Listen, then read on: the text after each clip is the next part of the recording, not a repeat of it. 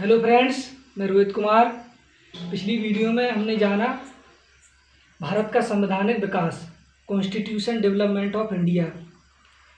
इसको हमने दो भागों में बांट के सीखा कि प्रथम भाग में ब्रिटिश ईस्ट इंडिया कंपनी के अंतर्गत भारत 1773 से 1858 ईस्वी, और दूसरे भाग में ब्रिटिश क्राउन के अंतर्गत भारत 1858 से 1947 ईस्वी। तो प्रथम जो है ब्रिटिश ईस्ट इंडिया कंपनी के अंतर्गत भारत 1773 से 1858 तक। तो इसके अंतर्गत जितने भी नियम कानून बने, उसके अंतर्गत प्रथम जो नियम बना वो कहलाया रेगुलेटिंग एक्ट। रेगुलेटिंग एक्ट की जो लागू हुआ वो 10 जून 1773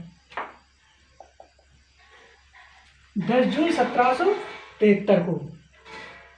होता क्या है कि 8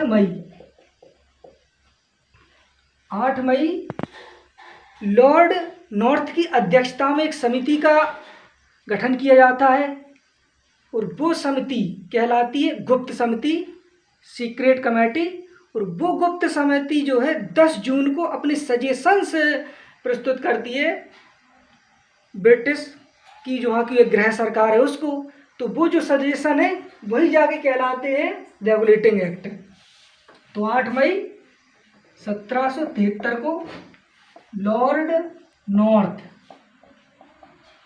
जो कि ब्रिटिश के पीएम है, प्राइम मिनिस्टर हैं, ब्रिटिश प्राइम मिनिस्टर हैं लॉर्ड नॉर्थ, ये सेक्रेट कमेटी की स्थापना करते हैं, गुप्त समिति की। वो गुप्त समिति इन्हें 10 जून 1773 को जो सजेशंस हैं,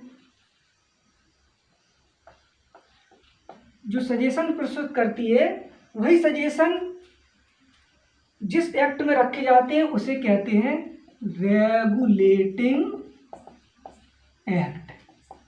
नाम से ही विदित है रेगुलेटिंग एक्ट।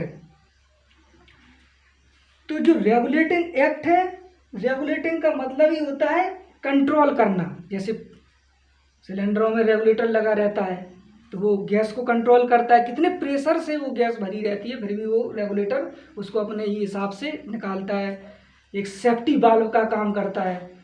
फैन का रेगुलेटर लगा रहता है तो वो स्पीड को कम करता है। तो इसी तरीके से यहाँ वहाँ गैस कम हो रही है, यहाँ इसकी स्पीड कम हो रही है, वहाँ करंट को कम किया जा रहा है, वहाँ प्रेशर को। तो यहाँ पे क्या है कि यहाँ ब्रिटिश ईस्ट इंडिया कंपनी की जो शक्तियाँ हैं बहुत सारी बढ़ गई थी। महारानी एलिजाबेथ ने 31 दिसंबर 1600 ईस्वी को ब्रिटिश ईस्ट इंडिया कंपनी की स्थापना की, और उन्होंने पूर्वी देशों के लिए 15 वर्षों का व्यापार करने की अनुमति दी। लेकिन 1609 ईस्वी में जेम्स प्रथम ने ईस्ट इंडिया कंपनी को अनिश्चित काल के लिए व्यापार करने की छूट दे दी। तो ईस्ट इंडिया कंपनी की जो शक्ति है 1609 में बढ़ गई।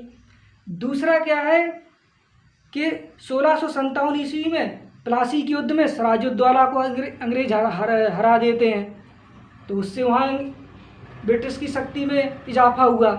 1661 ईस्वी में बांडीवास के युद्ध में फ्रांसीसियों को अंग्रेज निर्णायक हार देते हैं। 1664 में बक्सर का। इसी तरीके से जो युद्ध चलते रहते हैं, तो ब्रिटिश जो गवर्नमेंट है वो भी उससे ईस्ट इंडिया कंपनी से डर गई, कहीं ऐसा ना हो कि ये हम पर ही शासन करने लगे।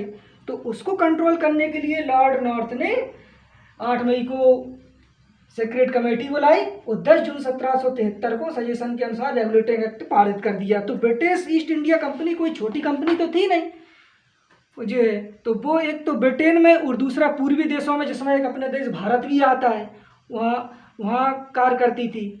तो ब्रिटेन में और भारत में कंट्रोल इसको कैसे किया जाए, तो एक एक्ट बना जिसका नाम रेगुलेटिंग एक्ट कहलाया। रेगुलेटिंग एक्ट कहलाया। उसमें क्या हुआ कि नियम बनाए गए। वो नियम 2 जगह काम करते थे। एक तो ब्रिटेन में सुपरविजन का काम करते थे, यानी कि सुपरविजन ब्रिटेन अपने सुपरविजन में कंपनी कैसे संचालित कार्य करे भारत में, वो भारत का पूरा जो जानकारी है वो हमें किस तरीके से प्रदान करे, और दूसरा इंडिया। तो फर्स्ट ब्रिटेन में इसके लिए कंट्रोल करने के लिए दो जो है मंडल बनाए गए, दो कोर्ट ऑफ, एक तो उनमें से कोर्ट ऑफ डायरेक्टर और दूसरा court of proprietors. Court of directors, court of proprietors. तो कोर्ट ऑफ डायरेक्टर्स के 24 सदस्य थे और कोर्ट ऑफ प्रोप्रीटर्स के, कोर्ट ऑफ डायरेक्टर्स के 24 सदस्य थे। कोर्ट ऑफ प्रोप्रीटर्स इन 24 सदस्यों को क्या करता था? चुनाव। कोर्ट ऑफ डायरेक्टर्स के 24 सदस्य थे और कोर्ट ऑफ प्रोप्रीटर्स इन 24 सदस्यों का चुनाव करता था। ये 24 सदस्यों की कहानी भी इस तरीके से है कि इन 24 सदस्यों का चुनाव जो कोर्ट ऑफ प्रोप्रीटर्स करता था, तो कोर्ट ऑफ प्रोप्रीटर्स उन्हीं सदस्यों को चुनाव करता था जो कंपनी में 1 साल पहले से 1000 पाउंड धारक हैं, जिनके 1000 पाउंड का शेयर लगा हुआ है। तो होता ये है कि पहले तो ये 24 सदस्य 1 साल बाद ही सेवा निवृत्त हो जाते थे। आगे चलकर इनकी अवधि 4 वर्ष तक कर दी गई। तो 4 वर्ष तक कर दी गई। इसके बाद जो 1 साल में सेवानिवृत्त होते थे, अब उन्हें 1 साल में 25% कर दिया गया, यानी कि 1/4 और 6 सदस्य, 24 का 1/4 6 सदस्य जो है सदस्यता को त्यागेंगे और इनका चुनाव जो है कोर्ट ऑफ प्रोप्रीटर्स के एक स्वायत्तधारी जो संस्था है उसके अनुसार होगा। अगर आज के हिसाब से कोर्ट ऑफ प्रोप्रीटर्स को देखा जाए, कोर्ट ऑफ डायरेक्टर को देखा जाए, तो ये जो है कोर्ट ऑफ डायरेक्टर ब्रिटेन की गवर्नमेंट बॉडी है। जैसे हम जो सरकारी नौकरी करते हैं वो ब्रिटेन सरकार के सरकारी व्यक्ति कहलाए, और कोर्ट ऑफ प्रोप्रीटर्स जैसे कि सांसद हुए, विधायक हुए। आज के देखते हुए परिप्रेक्ष्य में जो कोर्ट ऑफ प्रोप्रीटर्स वो सांसद विधायक कह सकते हैं, मान सकते हैं समझने के लिए। और कोर्ट ऑफ डायरेक्टर जिस तरीके से अधिकारी कलेक्टर वर्ग। तो इनका चुनाव कोर्ट ऑफ प्रोप्रीटर्स जो है कोर्ट ऑफ डायरेक्टरों का चुनाव करते थे। ये तो ब्रिटेन में इसका कार्य था रेगुलेटिंग एक्ट का। अब हम देखते हैं इंडिया में।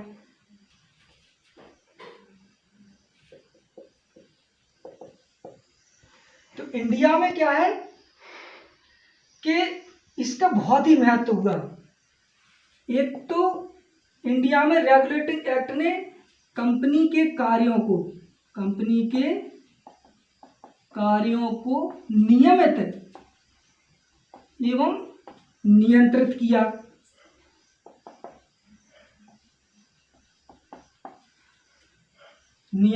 और नियंत्रित।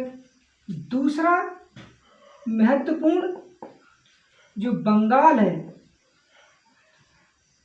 बंगाल, मद्रास, बॉम्बे, ये प्रेसिडेंसी थी। बंगाल, बॉम्बे, मद्रास प्रेसिडेंसी थी। प्रेसिडेंसी से आप कह सकते हैं जहाँ पे कंपनी का शासन था, एक तरीके से कंपनी के शासित क्षेत्र। तो इन प्रेसिडेंसियों में अलग अलग गवर्नर थे। उन गवर्नरों को क्या किया गया कि बंगाल के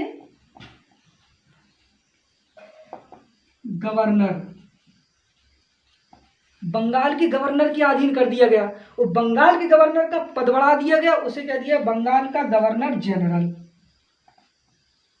वो पहले ऐसे गवर्नर जनरल हुए वारेन हेस्टिंग्स।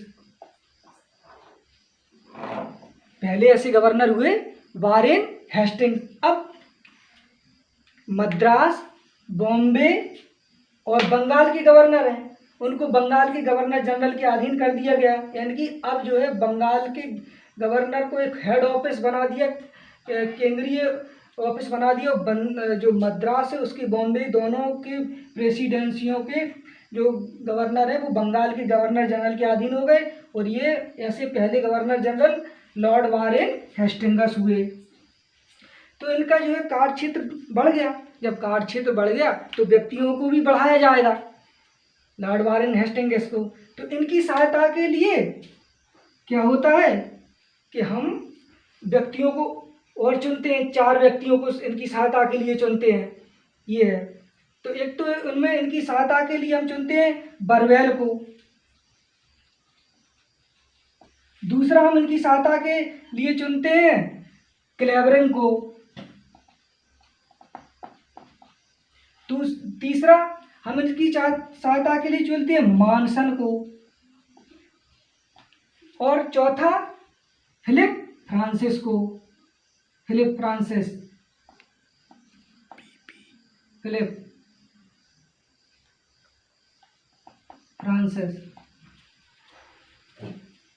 कहने का तात्पर्य ये है, बंगाल के गवर्नर जनरल का जब कार्य क्षेत्र बढ़ गया तो वारेन हेस्टिंग्स पहले गवर्नर जनरल हुए, उनकी सहायता के लिए 4 हमने और निदेशक डायरेक्टर उनको समिति बनाई, और उनमें से एक हुए बरवेल, दूसरी एक क्लेवेरिंग, तीसरा मॉनसन, चौथा फिलिप फ्रांसिस।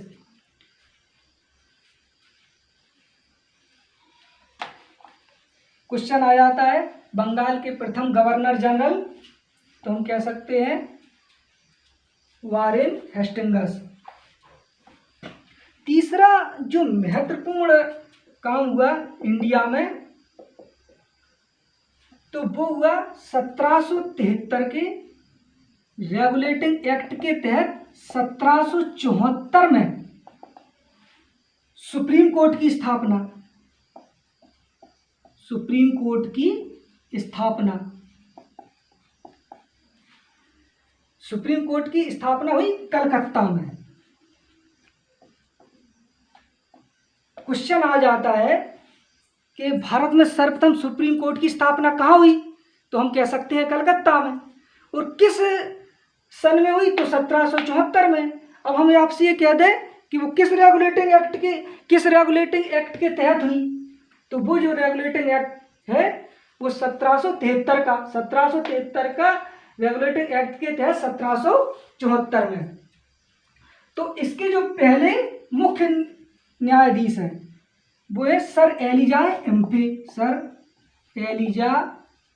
इम्फे। और इस सर एलिजा इम्फे के साथ साथ इसके भी 4 और उप गवर्नर हुए, वो लेमिस्टर है, चैम्बर्स है, हाइड है, लेमिस्टर, चैम्बर्स, हाइड, लेमिस्टर, चैम्बर्स, हाइड। कह सकते हैं हम इनके जो गवर्नर है वो कौन कौन हुए, लेमिस्टर, चैम्बर्स, हाइड, और हम कह सकते हैं एक हमारा जो